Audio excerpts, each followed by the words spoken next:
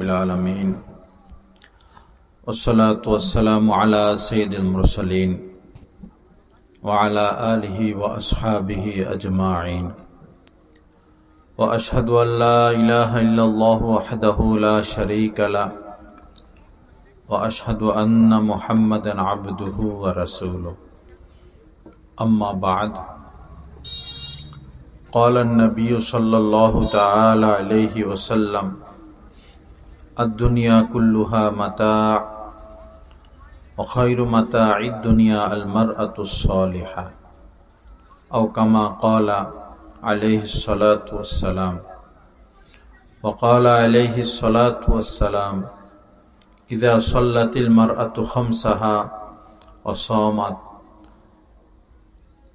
شهرها وأحسنت فرجها وأطاعت زوجها قيل لها ادخل الجنة من أي أبواب الجنة شئت أو كما قال عليه الصلاة والسلام اللهم صل على سيدنا ومولانا محمد وعلى آل سيدنا ومولانا محمد وبارك وسلم أستغفر الله الذي لا إله إلا هو الحي القيوم وأتوب إليه আল্লাহ পাক জাল্লা জালালহু আমাদের সবাইকে মাফ করে দেন। আজকের মাহফিলকে রব্বুল আলামিন কবুল করেন। এই মাদ্রাসাকে আল্লাহ পাক কবুল করে নেন। এই এলাকার নারী পুরুষ ছেলে মেয়ে সবাইকে আল্লাহ পাক কামেল হেদায়েত কামেল দ্বীনের বুঝ নসিব করেন। আমার ভাইরা, দুইখানা হাদিস শরীফ আমি পাঠ করেছি। দোনোখানা হাদিস শরীফই আমাদের মা বোনদেরকে নিয়ে বলা। দুইটি হাদিসই আল্লাহ রাসূল মা বোনদেরকে উদ্দেশ্য করে বলেছেন। পুরুষের তুলনায় নারীদের জীবনটা আল্লাহ রাসূল সহজ করেছেন সর্বদিক দিয়েই। পুরুষরা আয় রোজগার করতে হয়, মাথার ঘাম পায়ে ফেলে ইনকাম করতে হয়। মা বোনদের ইনকামের কোনো দায়িত্ব আল্লাহ রাসূল দেন নাই। পুরুষদেরকে জিহাদ করতে হয়, কাফেরদের সাথে সরাসরি লড়াই করা। মা বোনদের উপর জিহাদ ফরজ হয় না। পুরুষদেরকে শীতে গরমে সব সময় 5 ওয়াক্ত নামাজ মসজিদে গিয়ে পড়তে হয়। মা বোনরা ঘরে নামাজ পড়লেই ওরকম সওয়াব পেয়ে যাবে। অনেকে বলে যে পুরুষরা মসজিদে যায়, আমরা যাব না কেন? মসজিদে যাওয়া বা ঘরে যাওয়া সেটা না, সওয়াব বেশি কোথায় সেটা দেখার বিষয়। ঘরে মহিলারা নামাজ পড়লে তাদের সওয়াব বেশি। তো অনুরূপভাবে পুরুষদের জুমা পড়তে হয়, ঈদের নামাজ পড়তে হয়, মহিলাদের সেটা নাই। মহিলারা ঘরে থাকবে, ঘর গোছাবে, ঘর দেখবে। এক বর্ণনা এসেছে আল মারআতু রাইআতুন আলা বাইতি যাওজিহা ওয়া ওয়ালাদিহি। মহিলাদের 2 দায়িত্ব বিশেষ। প্রথম দায়িত্ব হলো স্বামীর ঘর, স্বামীর মাল পত্র এগুলো দেখে শুনে রাখা, ঘর গুছিয়ে রাখা, এবং স্বামীর সন্তানের লালন পালন। এই 2 দায়িত্ব। এই ছাড়া আর যত দায়িত্ব সব কাদের উপরে? পুরুষদের উপরে। আল্লাহ রাসূল পুরুষের তুলনায় নারীদেরকে প্রাধান্য বেশি দিয়েছেন। আম্মা জান আয়েশা সিদ্দিকা রাদিয়াল্লাহু তাআলা আনহা ঘরে একজন মহিলা, গরিব মহিলা আসছেন, সাথে 2টি মেয়ে বাচ্চা। তো এসে সাহায্য চাইলেন। আম্মা জান আয়েশার ঘরে ওই সময় সাহায্য দেওয়ার মতো কিছু ছিল না। 3টা খেজুর ছিল।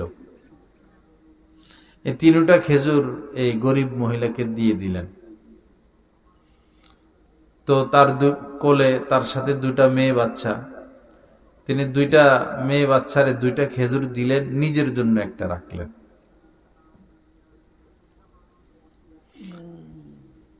তো মেয়ে দুইটা ওই দুইটা খেজুর তাড়াতাড়ি খেয়ে মাঠটা নিয়ে টানাটানি শুরু করছে। মাও তো ক্ষুধার্ত। পরে মা নিজে না খেয়ে এই দুই মেয়ে বাচ্চাকে নিজের খেজুরটা ভাগ করে দিয়ে দিলেন। আম্মাজান আয়েশা সিদ্দিকা রাদিয়াল্লাহু তাআলা আনহা এই দৃশ্য দেখে অনেক বেশি অভিভূত হলেন। পরে আল্লাহ রাসূল আসার পর পুরা ঘটনা শুনেছেন, ইয়া রাসূলুল্লাহ এমন এমন। তখন নবীজি বলেছেন, এই মহিলা তার এই দুই মেয়ে বাচ্চার সাথে এই আচরণ করে নিজের উপর জান্নাতকে ওয়াজিব করে নিল। কত বড় কথা।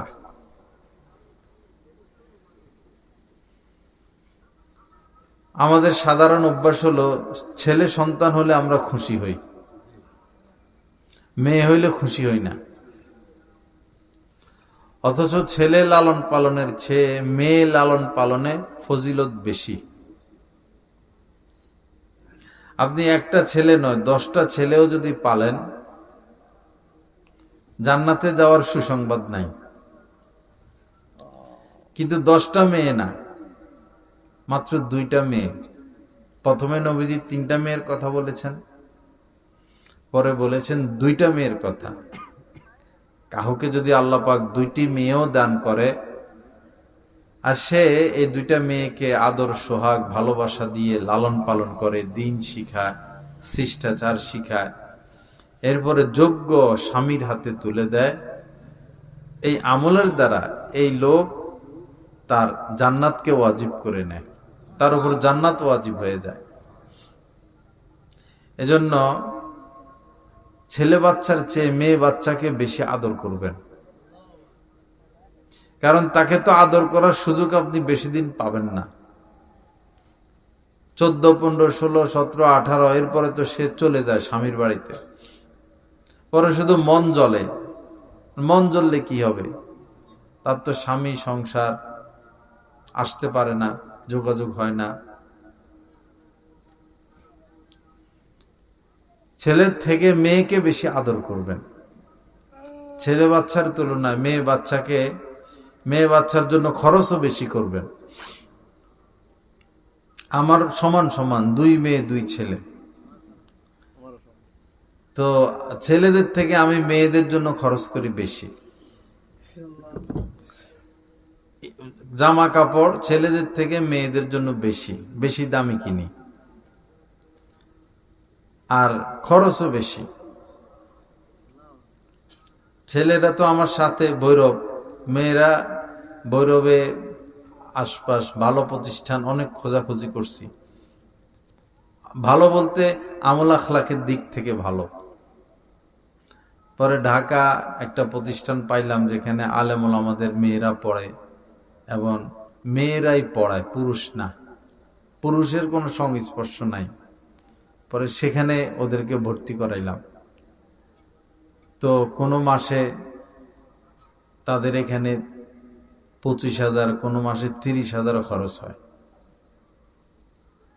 তো ছেলেদের তো কোনো খরচ নাই, স্কুলে পড়ে, মাসে 500 টাকা শুধু বেতন। স্কুলে বলতে ছোট তো, এই জন্য মাদ্রাসায় নিয়ে আসবো। তো মেয়েদের জন্য খরচ বেশি করবেন,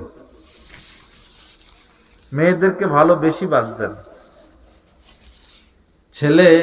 ছেলেরা নাফরমানি করতে পারে, মেয়েরা মা বাবার সাথে নাফরমানি করে না। বিদেশে চলে গেলেও তারা, স্বামীর সাথে বিদেশে চলে গেলেও মা বাবাকে তারা বলে না।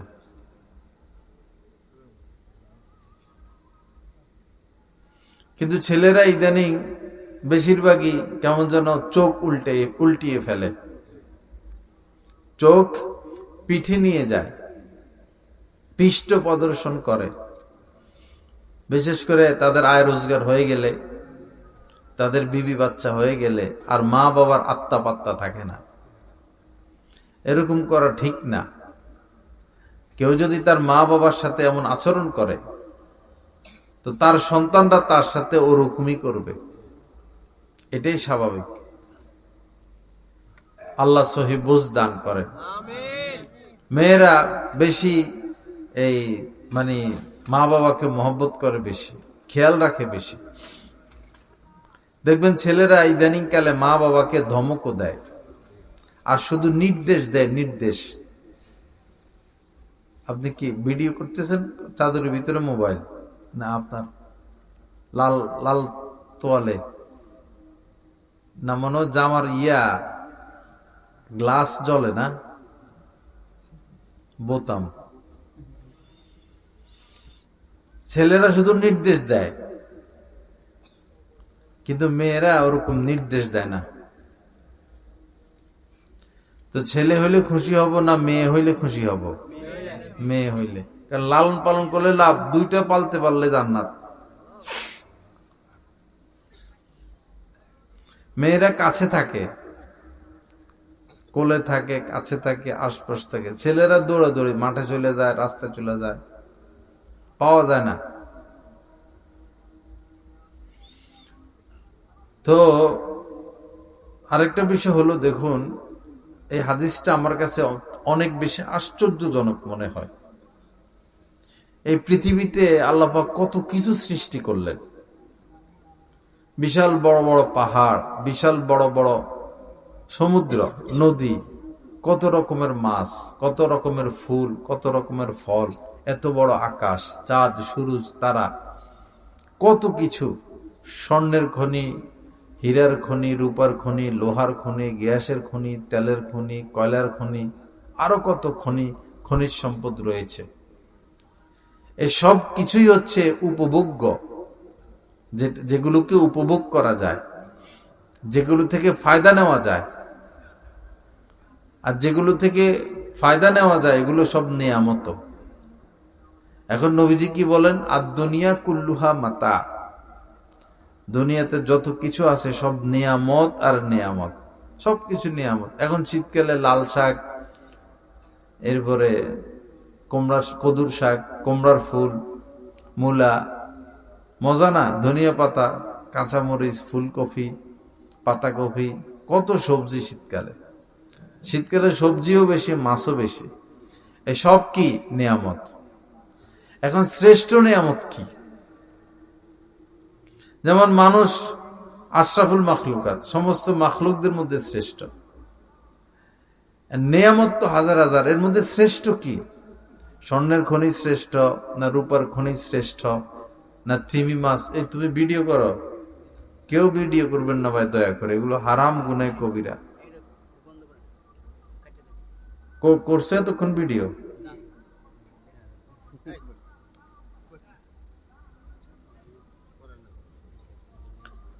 আমার নিষেধ না, আল্লাহ আল্লাহ রাসূল নিষেধ করছে। আমার নিষেধ হইলে আমার নিষেধ মানবো কিসের জন্য? আমার নিষেধ না, আল্লাহ আল্লাহ রাসূলের নিষেধ। এখন দেবন থেকে ইদানিং ফতুয়া আসছে, ভিডিও বয়ানও শোনা নিষেধ। ভিডিও বয়ান শুনতে ওনারা এখন নিষেধ করতেছেন, ফতুয়া বাইর হইছে। যারা ভিডিও করে তাদের বয়ান শুনতে নিষেধ।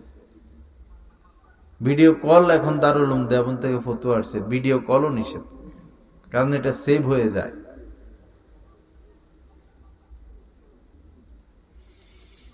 লা ইলাহা ইল্লাল্লাহ। তো শ্রেষ্ঠ নিয়ামত কি? স্বর্ণের খনি না হীরার খনি, না আপেল না কমলা না মালটা না তিমি মাছ না রূপচাঁদা মাছ না ইলিশ মাছ না কাঁঠাল? শ্রেষ্ঠ নিয়ামত কি? নবীজি বলেন যে খায়রু মাতাঈদ দুনিয়া আল মারআতুস সালিহা, হাজার হাজার নিয়ামতের মধ্যে শ্রেষ্ঠ নিয়ামত হচ্ছে নেককার স্ত্রী। বলেন আলহামদুলিল্লাহ। নেককার স্ত্রী শ্রেষ্ঠতম নিয়ামত। কি কথা, সুবহানাল্লাহ।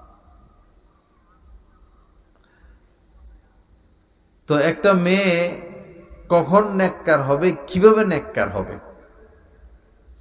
আগে মেয়েটা তো নেককার হইতে হবে, পরে না সে কারো স্ত্রী হইলে পরে সে নেককার স্ত্রী হবে।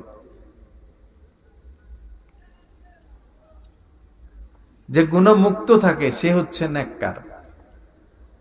যে অসৎ কাজ থেকে নিজেকে বাঁচিয়ে রাখে সে নেককার। যে পরপুরুষের সাথে কোনো যোগাযোগ রাখে না সে নেককার।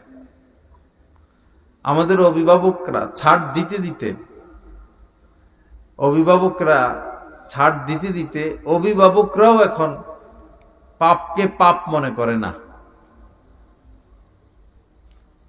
গুনাহকে গুনাহ মনে করে না। মেয়েরা চাচাতো ভাইয়ের সাথে, জ্যাঠতো ভাইয়ের সাথে ঘন্টাকে ঘন্টা মোবাইলে গেমস খেলে, মোবাইল দেখে, আড্ডা দেয়, গল্প করে। মা বাবা ভাই বোনই তো, এরা কি ভাই বোন? চাচতো ভাইরে আপন ভাই বানায় ফেলছে, পরে চাচতো ভাই লইয়া যে পলাইয়া যায়, ওই সময় ভাই বোন গেল কই? পলায় না? কিছুদিন আগে একই গাছের ডাল, রশিও একটা, এক রশির মাথায় চাচতো বোন, আরেক রশির মাথায় চাচতো ভাই বা জ্যাঠতো ভাই। রশি একটা, গাছের ডাল একটা, দোনোটা ঝুলে রইছে। আর গাছের নিচে চিপস, চানাচুর কি কি পাওয়া গেছে। মানে পাশাপাশি ঘর, মা বাপ খেয়াল রাখে নাই, দোনোটার মধ্যে গভীর প্রেম হইয়া গেছে। পরে মা বাপ রাজি নাই এদের বিয়ে। পরে কি করব? বিয়ে না হইলে তারা বলে আমরা জীবন শেষ করে দিব। পরে যাইয়া মনে হয় টাকা টুকা যা ছিল এটা সেটা কিনে দোনোটা বসে বসে খাইছে, একটু পরে মরে যাইব, এখন শেষ খানা খাইয়া লইছে। খাইয়া একই রশি, এক মাথায় ছেলে আর এক মাথায় মেয়ে, দোনোটা ঝুলে রইছে। মাগরিব থেকে আজকে আমার দেরি হয়ে গেছে, আসলে ওই জায়গায় দেরি হয়েছে, এখানেও দেরি হয়েছে। মাগরিব থেকে বিচার করছি, একটা বিচার, এই বিচার প্রেমের বিচার। প্রেমের বিচার। এক ছেলে অবিবাহিত,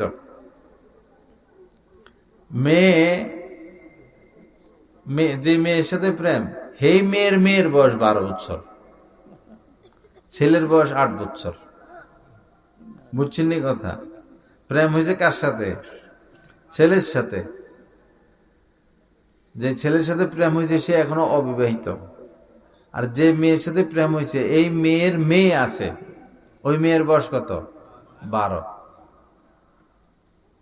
পরে এই মেয়ে এই ছেলের প্রেমে পড়া স্বামীরে ডিভোর্স দিয়ে দিছে, দিয়ে চলে আসে। এখন এই ছেলের সাথে বিয়ে শাদী হবে।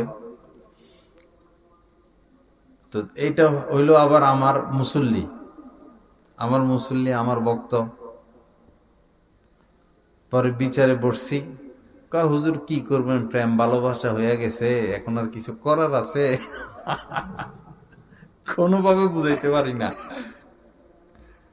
পরে কইলাম, তো যার সাথে তোমার সম্পর্ক হয়েছে, তো হের মেয়ের সাথে হের মেয়েরে বিয়ে করো। এটা তো বিয়ের যেহেতু 12, 13, 14 হয়েই গেছে, হেরে করো। বুড়িয়েটির লোকে কিসের সম্পর্ক করলে তুমি? মানতেই রাজি নাই। পরে এক পর্যায়ে চেহারা টেহারা কালো, ঠিক আছে আমি এরও বিয়ে করবো না আমি। এই অবস্থা। পর্দা না থাকার কারণে এখন মানুষ সব পশু হয়ে যাচ্ছে।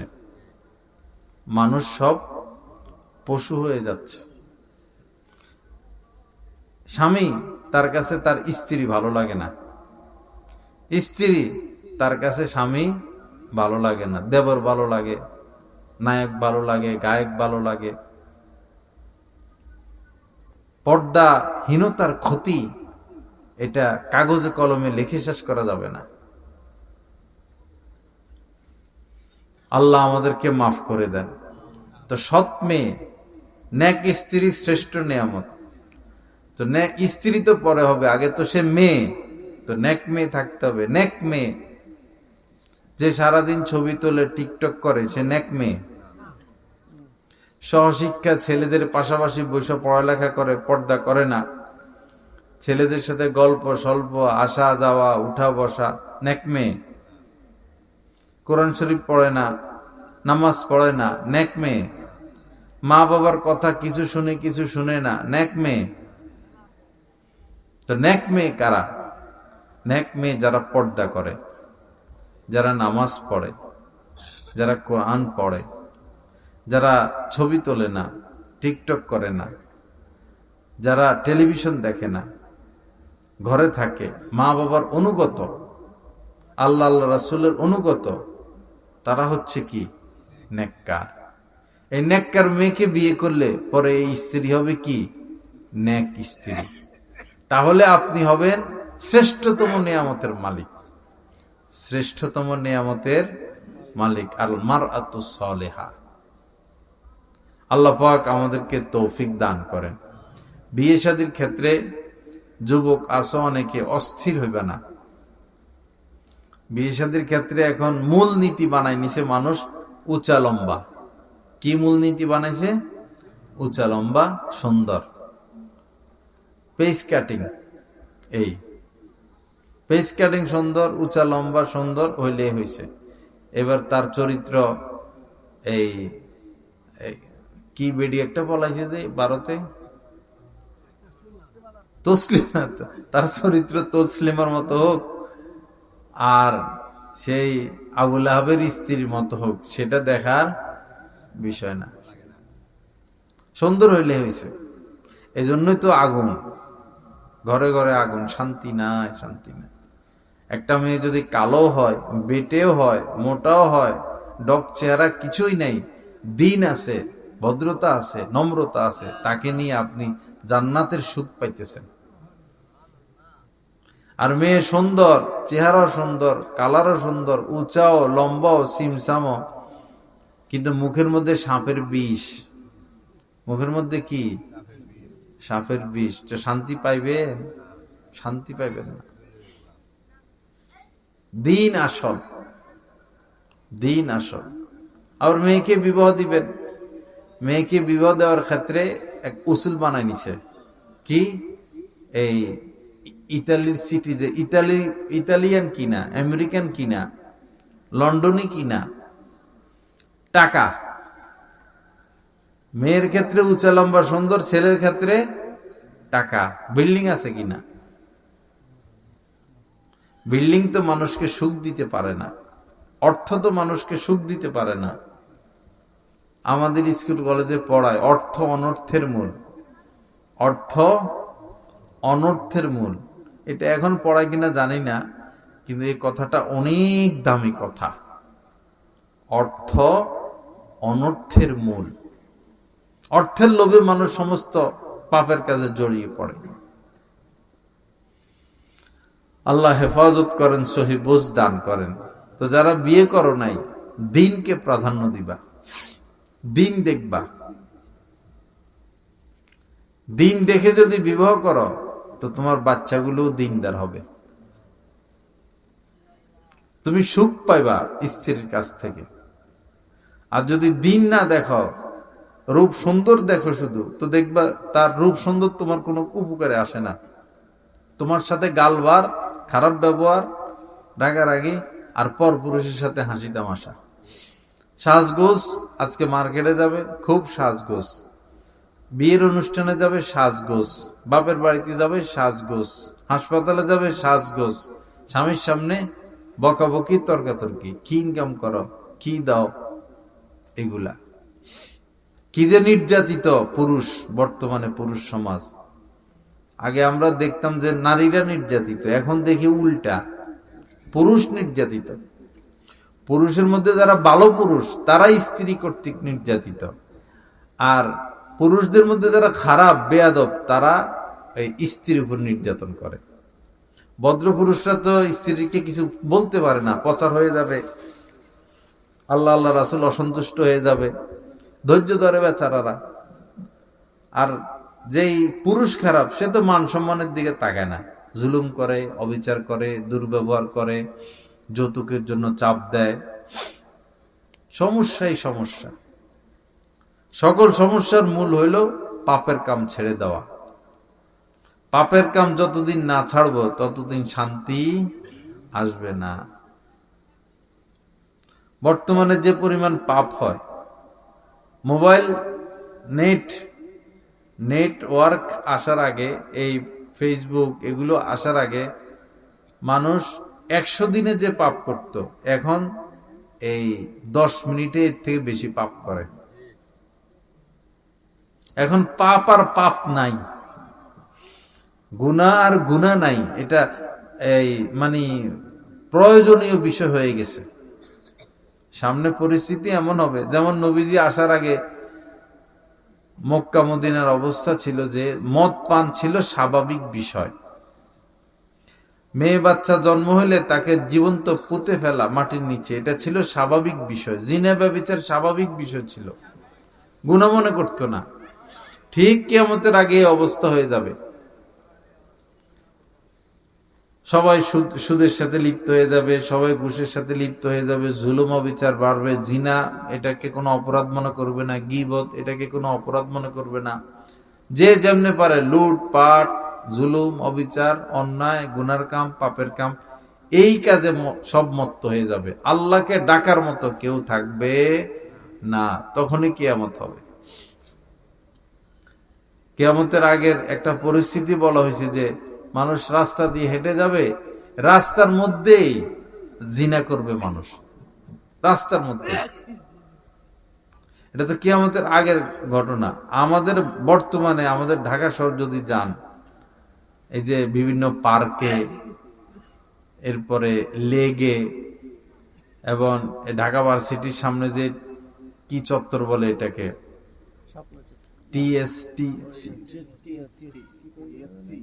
টিএসসি, এই চত্বরে এখানে আহা, এরা কি হিন্দু না খ্রিস্টান না নাস্তিক না কি, কি লাজ লজ্জা শরম বলতে কিছু নাই ছেলে মেয়েদের। একটা আরেকটার কোলে শুয়ে রয়েছে, কি অবস্থা। তো এখনই অবস্থা, তো কিয়ামতের আগে কি হবে। শহরের পার্কে গেলে তো চোখ এদিক সেদিক দেওয়া যায় না। বোটানিক্যাল গার্ডেন, বিভিন্ন পার্কে গেলে পরিস্থিতি বড় নাজুক। এজন্য অভিভাবকরা সতর্ক হন, সাবধান হন।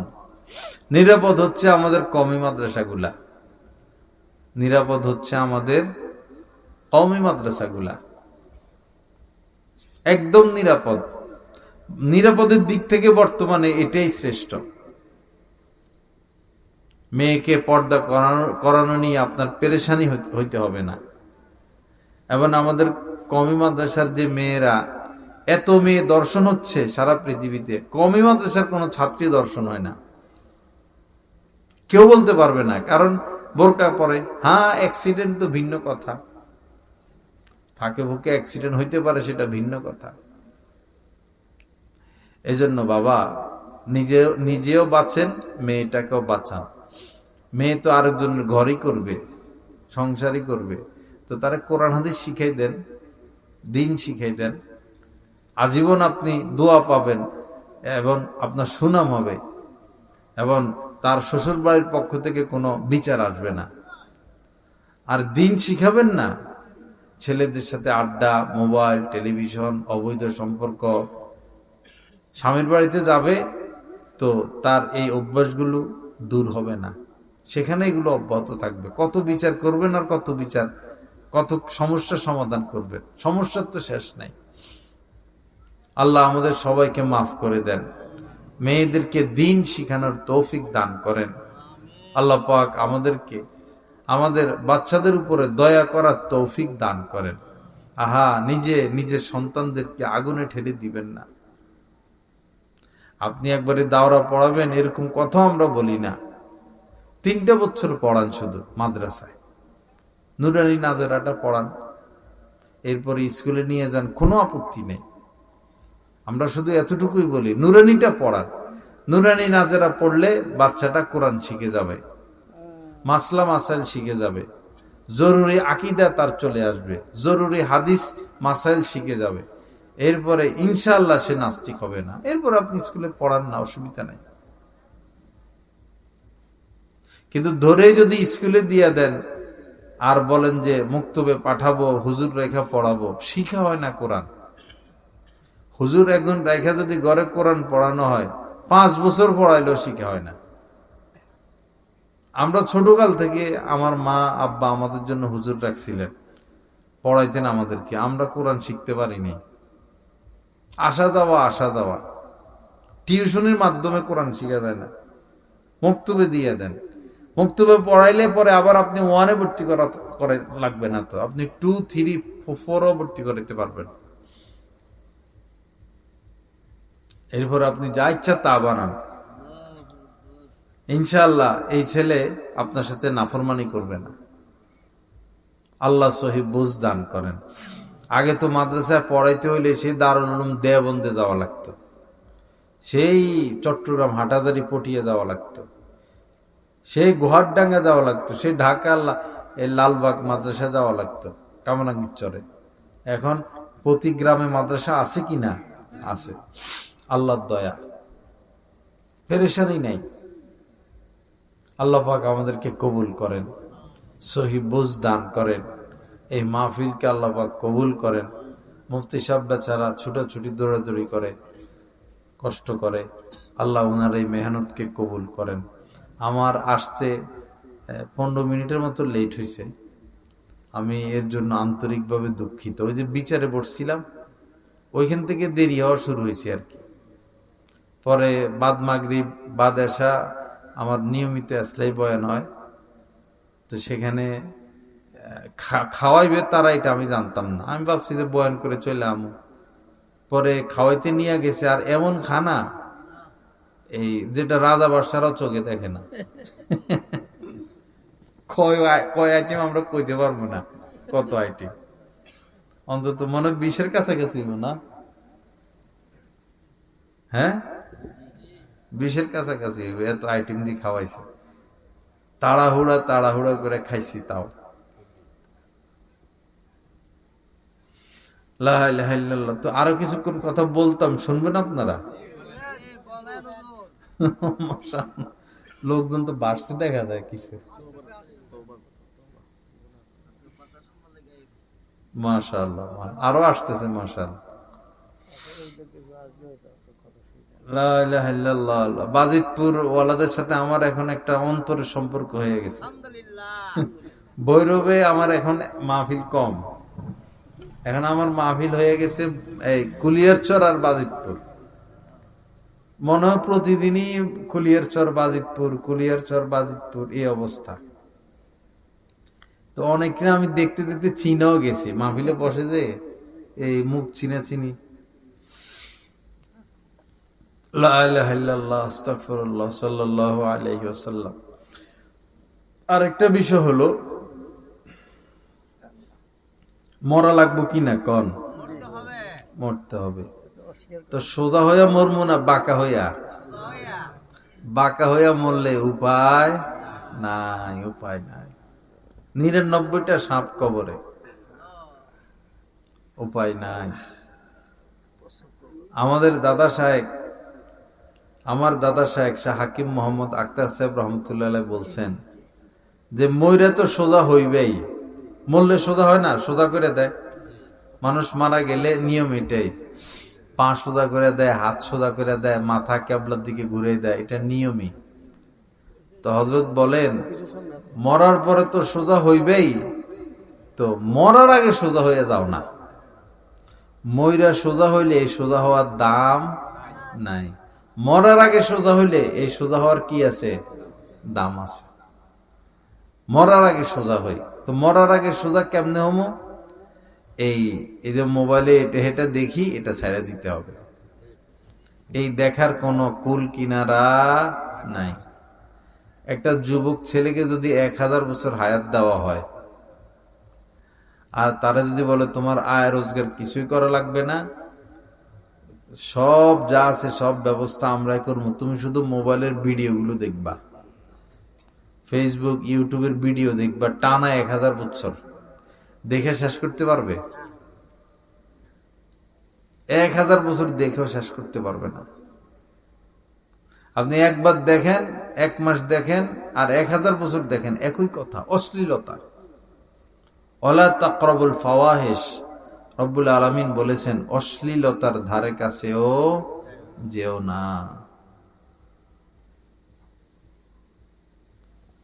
তো মরার আগে সোজা হওয়া মানে এই খারাপ জিনিস দেখা ছেড়ে দিতে হবে, গান শোনা ছেড়ে দিতে হবে, কুদৃষ্টি ছেড়ে দিতে হবে, কুচিন্তা ছেড়ে দিতে হবে।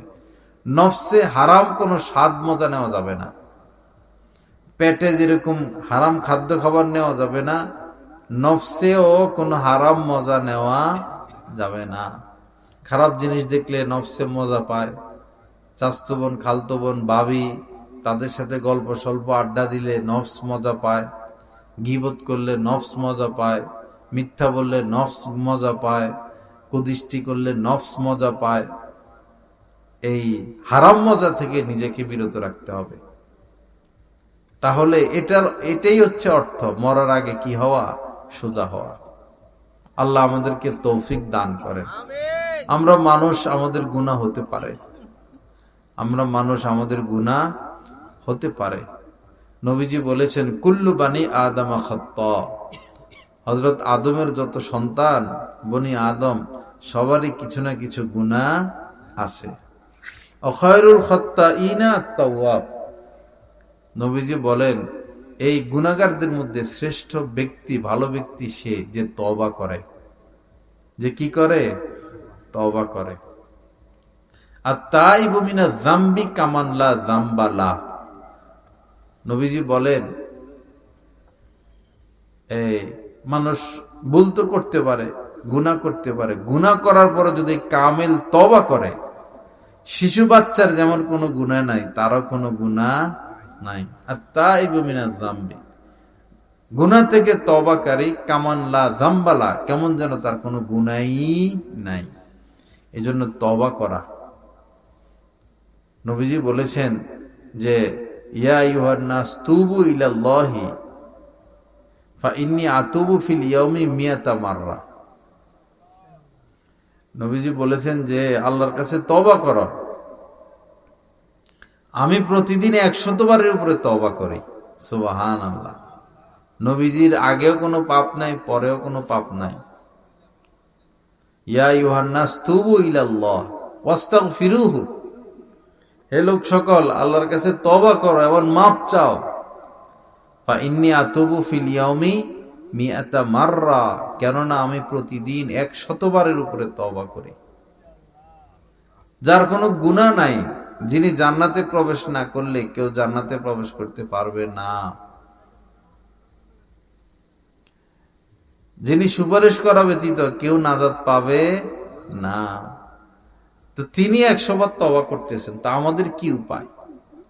আমাদের কত বেশি তওবা করা উচিত। এজন্য তওবা করা। তওবা করার 3 অর্থ, এক হইল ওই গুনাহ ছেড়ে দেওয়া, আরেক হইল লজ্জিত হওয়া, আরেক হইল ভবিষ্যতে না করার নিয়ত করা। এই 3 জিনিসের নাম তওবা। আল্লাহ আমলের তৌফিক দান করেন। তো এই আল্লাহর কাছে তওবা করা, আল্লাহ মাফ করে দেন, মাফ করে দেন, মাফ করে দেন, দৈনিক আনলিমিটেড আল্লাহর কাছে ক্ষমা চাওয়া এবং তওবা করা।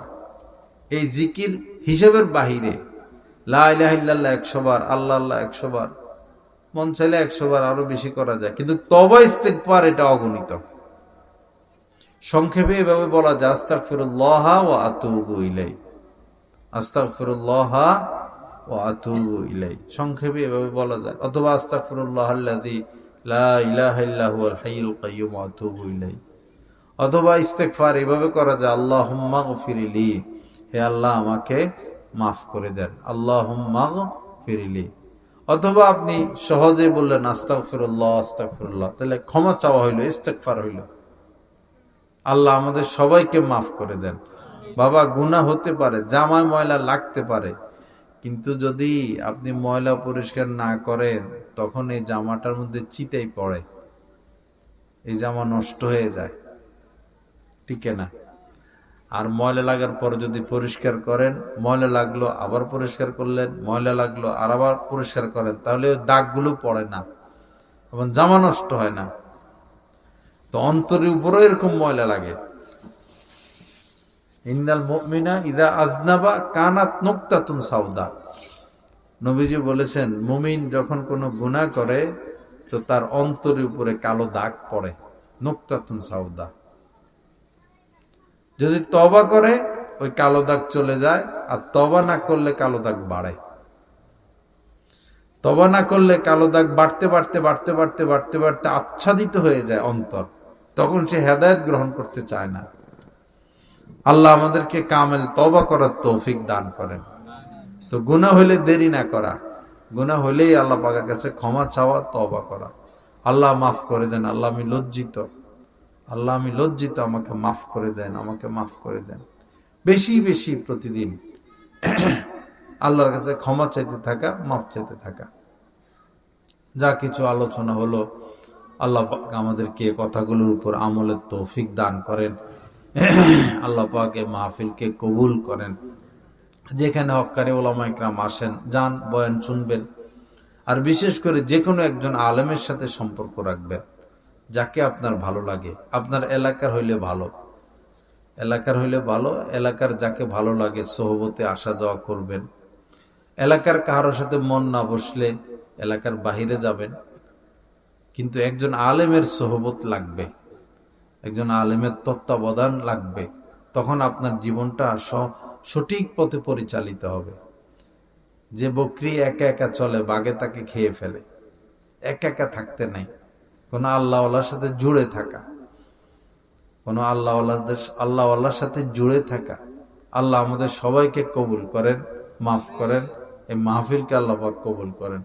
ওয়া আখিরু দাওয়ানা আলহামদুলিল্লাহি রাব্বিল আলামিন ওয়া সাল্লাল্লাহু আলা নবিয়িল কারীম।